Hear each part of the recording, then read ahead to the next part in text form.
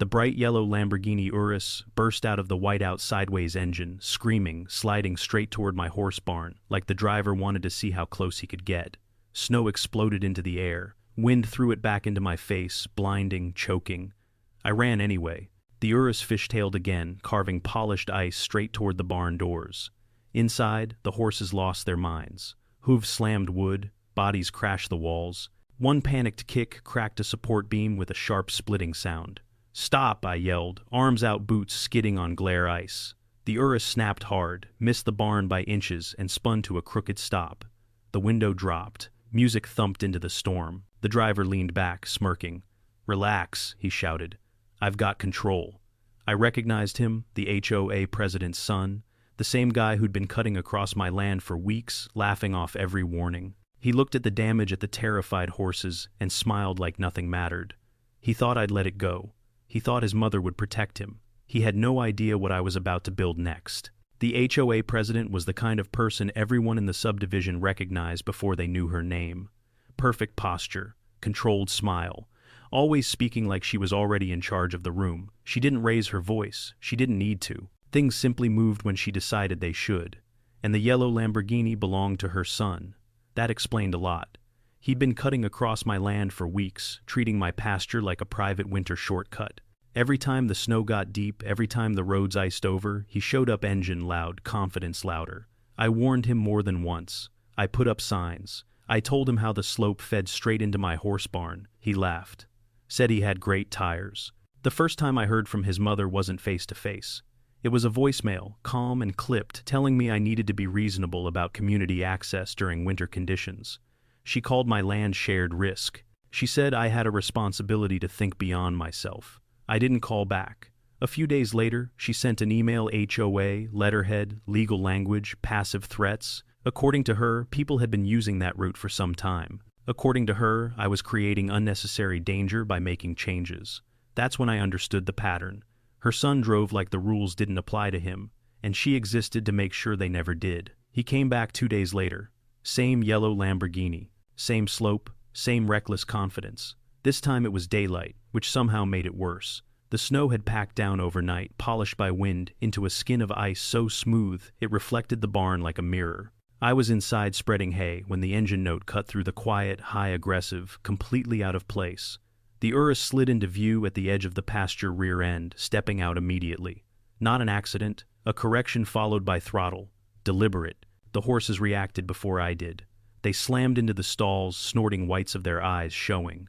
One reared so hard it struck the beam I'd already patched from the last scare. Wood groaned.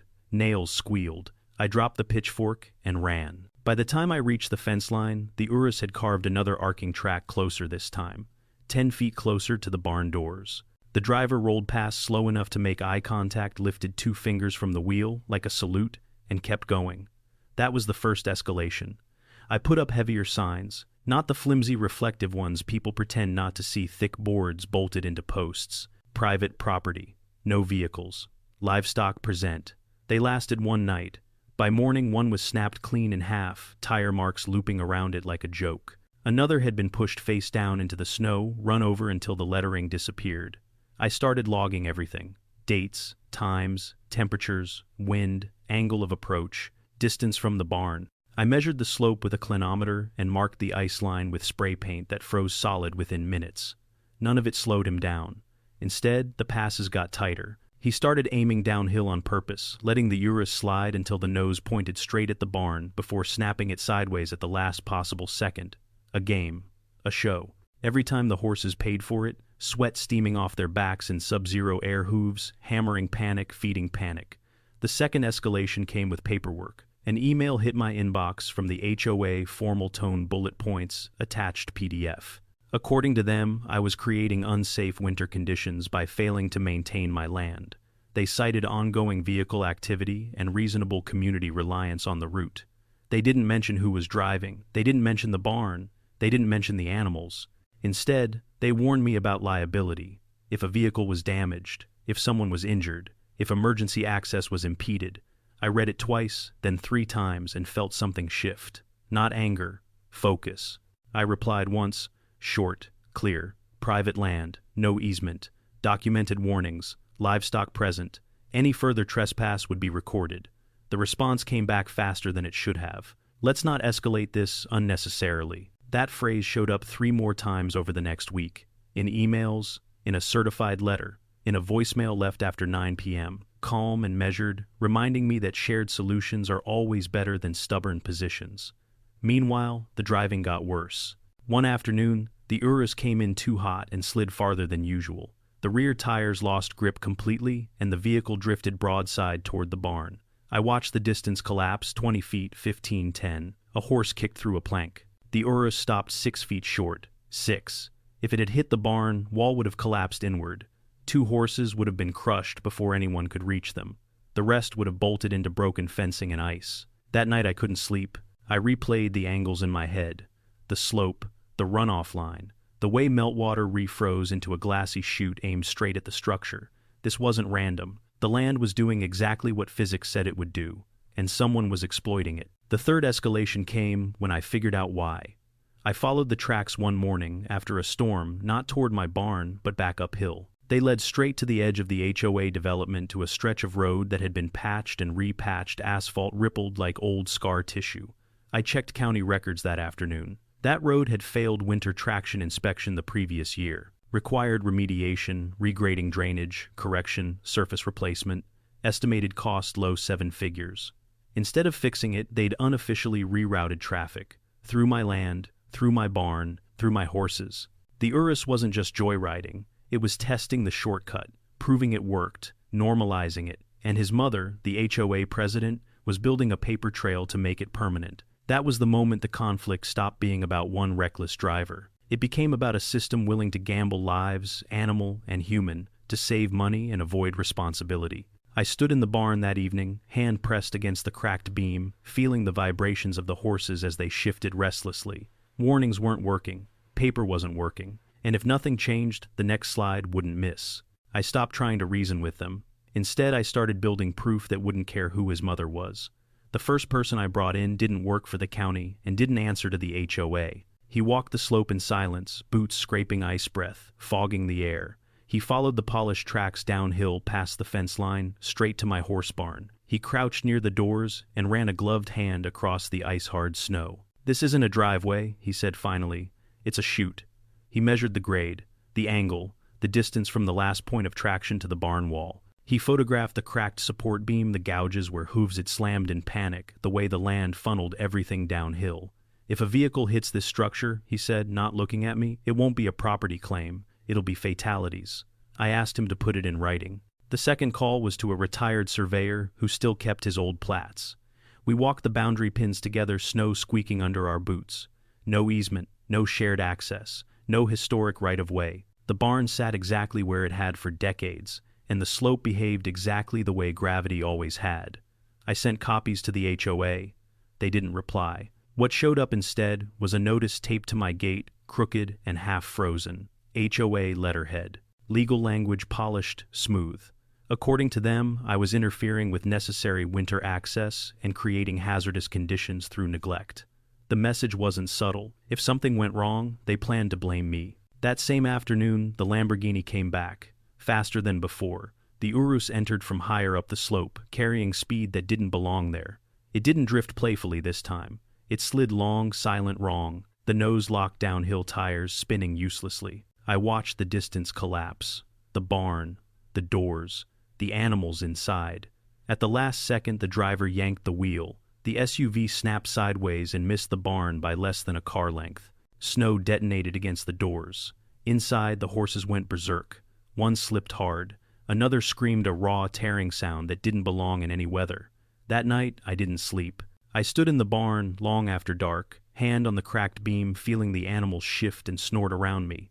Waiting wasn't neutral anymore. Waiting was a gamble, and the odds were stacked against anything that couldn't run. The land already had the answer. I just had to carve it out. Halfway down the slope, I marked a straight line across the path he kept using, wide enough that no vehicle could straddle it, deep enough that momentum would die the moment tires dropped in. I worked after dark, steel shovel, pry bar, frozen ground that rang with every strike, I dug until my shoulders burned and my hands went numb, cutting a clean trench across the slope 3 feet wide, angled with the fall of the land, placed exactly where braking stopped working. I didn't hide it. I hauled water until my back screamed, flooding the trench in thin layers, and letting the cold flash freeze each pass into solid ice. By the time I finished, the bottom was harder than concrete and slicker than glass. Then I marked it. Reflective stakes on both sides. Warning signs facing uphill. Spaced wide enough to be seen even in blowing snow. Slow down, turn back, or stop. At first light, fresh powder settled over everything, smoothing the surface into an innocent white sheet. 2 mornings later, the Lamborghini returned. Bright yellow against untouched snow. Engine loud. Confidence intact. He saw the stakes. I know he did. He didn't slow. I stood near the barn and watched him commit. Watched the moment where braking stopped mattering, and physics took over. The front dipped. The rear followed. Metal screamed as the undercarriage slammed into ice, and the vehicle pitched forward hard enough to lift the rear wheels clean off the ground. The sound echoed across the pasture. When the Urus finally stopped moving, it wasn't where he expected it to be. Steam poured from beneath the hood. One wheel hung at an angle that didn't belong on any road. The engine cut out on its own. For a moment, there was only wind, and the sound of terrified horses inside the barn. Then my phone started ringing. Not him. His mother. They called the emergency meeting for that same night. Snow still clung to coats as people packed into the clubhouse boots, dripping meltwater onto polished floors. The room smelled like wet wool, expensive cologne, and panic. The yellow Lamborghini sat outside under floodlights, front end mangled bright paint screaming against the white like a warning flare. The HOA president took the microphone first. She didn't look at me. She looked at the room. Her voice was steady, controlled, practiced. According to her, a reckless landowner had created a hidden hazard during severe winter conditions. According to her, her son had narrowly escaped serious injury because someone had laid a trap. She said it slowly, letting the words settle. Trap. Murmurs rolled through the crowd. Phones came out. Heads turned toward me. I didn't speak yet. She held up printed photos of the trench taken from angles that flattened depth and erased warning stakes. She talked about emergency access, about liability, about children. She said my horses were irrelevant compared to human safety. Then she said the sentence she thought would end it. My son trusted that route because people have been using it for years. That's when I stepped forward. I didn't raise my voice. I didn't argue. I asked the board chairman for the screen. He hesitated, then nodded. The first image filled the wall behind her, clear time-stamped. The warning signs. Reflective stakes. The approach from uphill, impossible to miss. Next came video. The Lamborghini cresting the slope. The moment the stakes came into frame. The engine revving instead of braking. The instant the laws of physics took over. Gasps rippled through the room. I paused it right before impact. This, I said, is where he chose speed. I let it play. Metal screamed. Snow exploded. Horses bolted inside the barn, captured on a second camera angle from my property line. I switched clips. Her voice echoed through the speakers recorded earlier that day. "He's fine," she was saying, sharp and dismissive. "Just pull it out. I'll handle it." Silence slammed down hard. I didn't stop. I put up the safety inspector's report, highlighted lines, diagrams, fatality projections, then the surveyor's plats, red lines, no easement, no access, no shared anything. I finished with a simple still image, her son's text message sent that morning. "Relax, Mom's got this." The room turned, not toward me, toward her. She stepped forward fast, hand raised. "This is harassment. He's intimidating the board."